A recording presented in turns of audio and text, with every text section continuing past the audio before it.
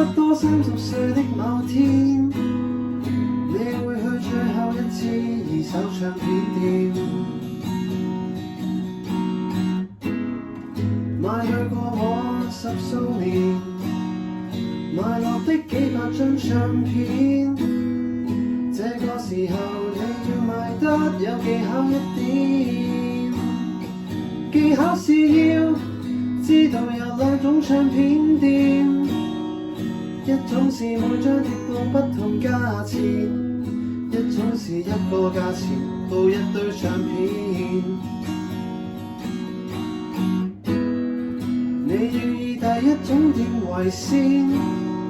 他不會收下所有唱片，餘下的便再賣去第2種店。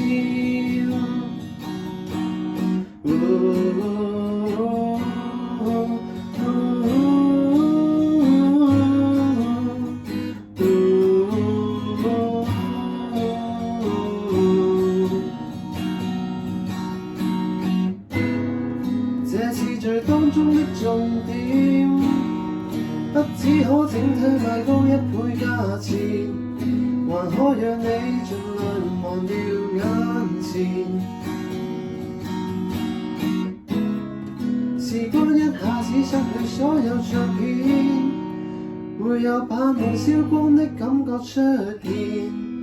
忙着分析價錢有助讓這感覺不見。